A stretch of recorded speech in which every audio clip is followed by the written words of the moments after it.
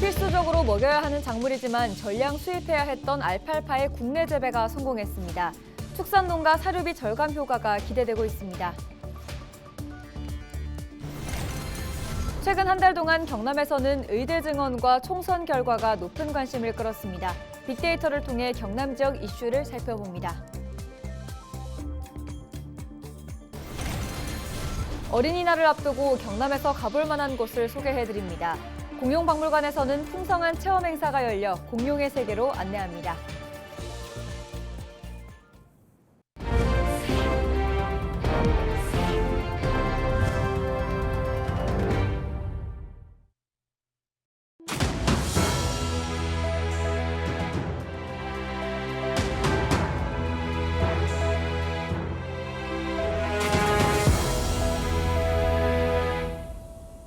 시청자 여러분 안녕하십니까? 헬로티비 경남뉴스입니다. 빅데이터를 통해 우리 지역의 이슈를 살펴보는 시간입니다.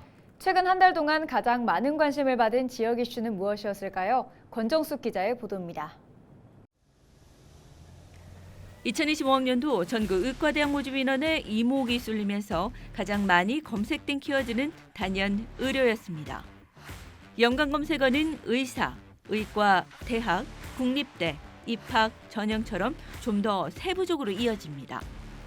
각 대학이 제출한 의대 모집 정원은 모두 4,487명.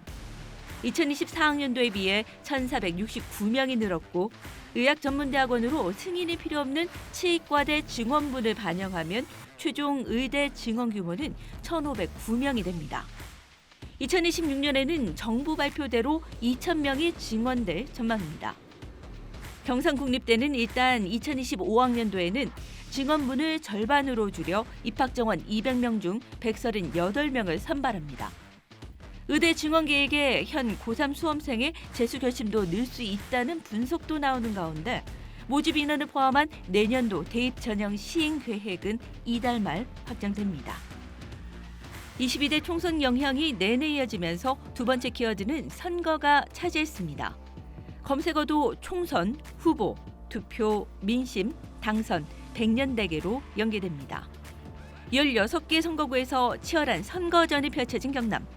투표율은 67.6%로 전국 평균은 67%로 웃돌았고 국민의힘은 13석, 민주당은 3석을 확보했습니다. 현역 국회의원 16명 중 생환한 의원은 10명이지만 8명의 3, 4선 중진 의원이 탄생했습니다. 여야를 떠나 도정을 뒷받침할 다선 의원이 많아졌다는 점은 지역에서도 긍정적으로 평가되고 있습니다. 의원들이 상임위원장부터 국회 부의장까지 노려볼 수 있는 만큼 앞으로 당과 국회에서 어떠한 영향력을 보여줄지 기대와 관심이 집중되고 있습니다. 지금까지 빅데이터로 보는 경남 이슈였습니다. 진주경찰서는 2일 오전 10시 30분쯤 진주시 지수면에 한 폐공장 지붕에 올라갔던 50대 근로자 A씨가 밟은 채광창이 깨져 바닥으로 추락했다고 3일 밝혔습니다. 이 사고로 A씨가 약 8m 아래 콘크리트 바닥으로 떨어졌고 병원으로 옮겨졌으나 숨졌습니다. A씨는 당시 공장의 폐시설물 철거 범위 등을 확인하기 위해 지붕 위로 올라갔던 것으로 전해졌습니다. 경찰은 업무상 과실 여부 등을 조사하고 있습니다. 지난 2월 25일 29살의 나이로 세상을 떠난 양산시 보건소 직원에 대해 공무원 노조가 진상조사에 나섰습니다. 공무원 노조는 성명서를 통해 부족한 공무원 정원과 과중한 업무가 중 업무 스트레스, 악성 민원이 고인을 죽음으로 내놓은 원인이라며 강조했습니다.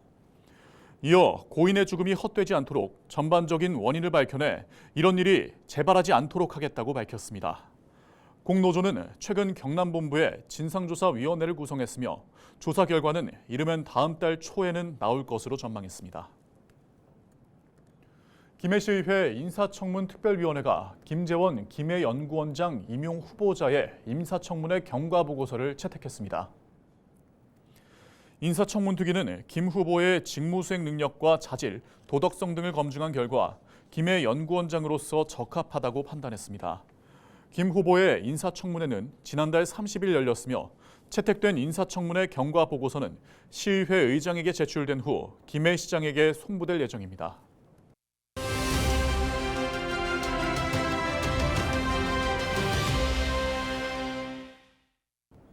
올해 어린이날은 주말에 이어 대체 공휴일까지 황금 연휴로 이어지면서 나들이 계획하시는 분들 많을 겁니다. 공룡도시로 유명한 고성에 있는 공룡박물관에서는 어린이날을 맞아 어린이를 동반한 가족 관람객을 위해 다채로운 체험 행사를 진행하는데요. 네, 자세한 행사 내용 하성철 고성공룡박물관 학예사 전화 연결해서 알아보겠습니다. 학예사님 안녕하세요. 네, 안녕하세요. 저는 고성공룡박물관 학예연구소 하성철입니다. 네, 먼저 고성공룡박물관이 어떤 곳인지 소개 부탁드립니다. 네, 저희 고성공룡박물관은 2004년에 개관한 전국 최초 공룡 전문 박물관으로서 다양한 종류의 공룡 화석과 발자국을 만날 수 있는 곳입니다. 오비랍토르와 프로토케라토스 진품 화석을 비롯해서 티라노사우루스, 트리케라토스 등 다양한 화석을 직접 관람하실 수 있습니다. 또한 박물관 야외 공원을 따라서 상저암으로 가시면 실제 공룡 발자국을 보실 수 있어 이번 어린이날에 방문하셔서 아이들과 함께 색다른 경험 해보시기 바랍니다.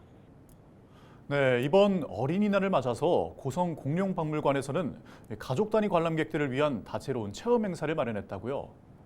네, 저희 공룡박물관에서는 이번에 어린이날을 맞이하여서 다양한 행사를 준비하였습니다. 아이들이 직접 만들어보며 체험할 수 있는 입체 공룡 퍼즐과 공룡박물관 모듈 제작 체험, 그리고 화석 탁본 체험이 준비되어 있고 마술과 불쇼 같은 공연과 함께 무장의 특별전 등 다양한 행사를 준비하였습니다.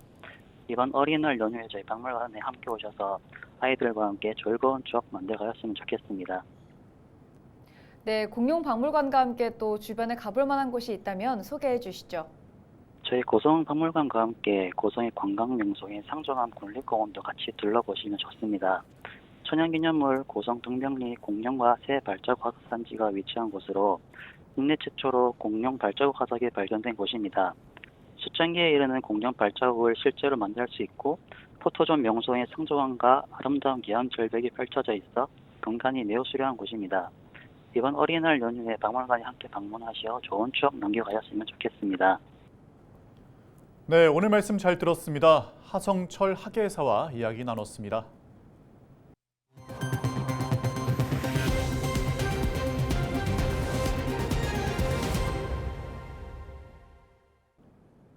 목초의 여왕 알팔파 들어보셨나요? 일반 사람들에게는 조금 생소한 단어일 수 있지만 소의 사료로 축산 농가에서는 없어서는 안 될 사료 작물입니다. 그동안 수입에 의존해야 했지만 국내 연구진들의 신품종 개발로 이제 국내에서도 생산이 가능해졌습니다. 자세한 소식 전주현 기자가 전해드립니다. 고성군 마암면에서 소 300마리를 키우고 있는 최두소 씨. 국내산 조사료 위주를 고집하던 최 씨도 사료 작물인 알팔파만큼은 수입산을 쓸 수밖에 없었습니다. 알팔파는 단백질과 비타민, 미네랄 함량이 높아 15개월 이하의 소에겐 필수적으로 먹여야 할 사료지만 국내에서는 생산이 되지 않고 있습니다. 수입에만 의존할 수밖에 없었던 최 씨는 알팔파 재배에 직접 도전했습니다. 나도 알팔파를 국내에서 재배해가지고 수입풀에 대처할 수 있다는 생각으로 작년 6월에 정읍에서 전국 최초 알팔파 재배 연시회를 가서 보고 와서 알팔파 재배에 도전을 하였습니다. 알팔파는 토양의 산도와 비옥도, 물빠짐 등 재배 조건이 까다로워 전량 수입에 의존하는 상황. 코로나 이후 사료값도 급등한 데다 수급까지 불안정하면서 축산 농가의 근심도 커져왔는데 이제는 그 걱정을 상당 부분 덜 수 있게 됐습니다. 고성 마암면에서 대규모 알팔파 재배에 성공했고 열풍 건초 생산 시스템까지 개발하면서 국내에서도 알팔파 사료 수급이 가능해졌기 때문입니다. 알팔파가 재배가 확대가 된다면 연중 재배가 가능하기 때문에 실질적으로 사료 작물의 연중 생산도 가능하고 그리고 논타작물 재배 확대나 정책적인 부분에 있어서 기여도도 상당히 높을 것 같습니다. 1년에 5번 정도 수확할 수 있는 알팔파. 국내에서 개발된 알팔파 품종은 세계적인 대표 품종 버널과 비교해도 조단백질 함량과 소화율 부분에서 전혀 손색이 없습니다. 사료비 절감 효과도 기대되고 있습니다. 국내에서 생산되는 알팔파 건초는 킬로그램당 494원. 890원의 수입산과 비교했을 때 44% 정도 사료비를 절감할 수 있습니다. 고품질의 알팔파를 안정적으로 확보하는 것은 국내 축산업 발전의 핵심 요소입니다. 이러한 알팔파를 국내에서 연중 생산할 수 있다는 것은 축산농가의 사료비 절감은 물론 수입 의존도를 낮춰서 국내 축산업의 경쟁력을 강화하는 데 큰 도움이 될 것입니다. 한 해 알팔파 수입량은 19만여 톤. 농촌진흥청은 알팔파 재배 성공을 계기로 전국에서 재배할 방안을 모색할 계획입니다. 헬로티비 뉴스 전주연입니다.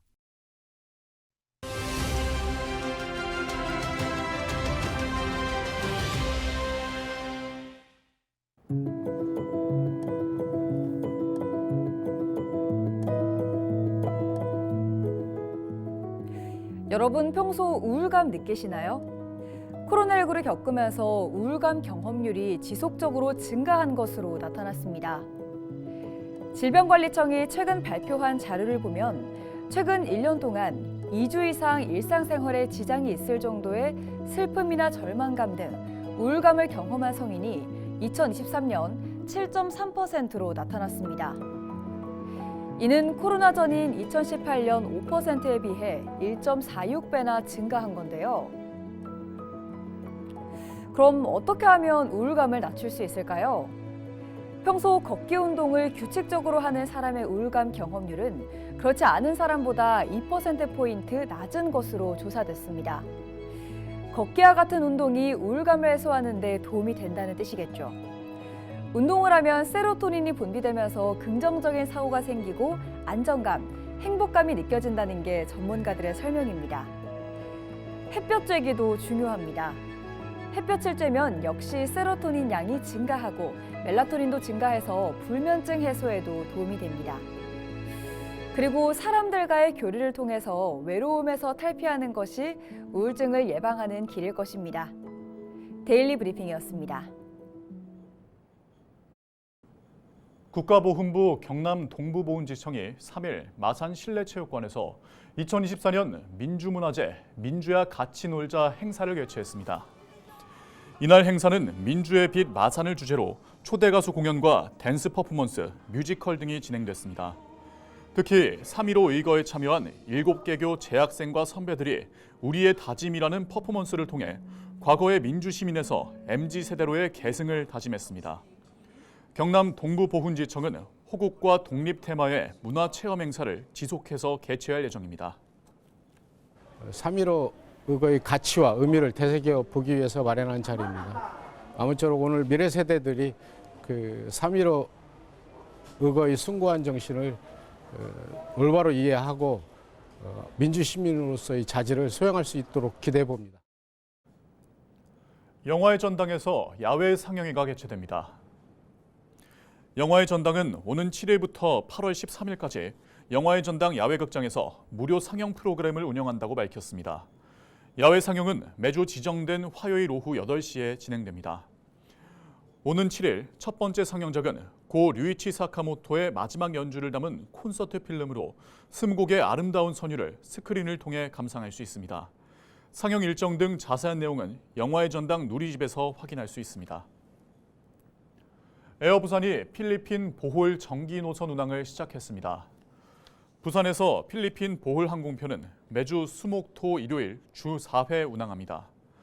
비행시간은 4시간 20분가량으로 김해국제공항에서 저녁 9시 30분에 출발해 현지 공항에 다음 날 오전 0시 50분에 도착합니다. 귀국편은 현지 공항에서 새벽 1시 45분에 출발해 김해국제공항에 같은 날 오전 7시 5분에 도착합니다. 에어부산은 극성수기인 7월 24일부터 8월 18일까지 운항 횟수를 3회 추가로 늘려 매일 1회 운항할 예정이라고 밝혔습니다. 한편 티웨이 항공은 부산에서 베트남 나트랑 정기 노선을 신규 취항했습니다. 부산 나트랑 노선은 매일 운항하며 오후 9시 30분 김해국제공항을 출발해 오전 0시 10분 현지에 도착합니다. 뉴스를 마칩니다. 고맙습니다.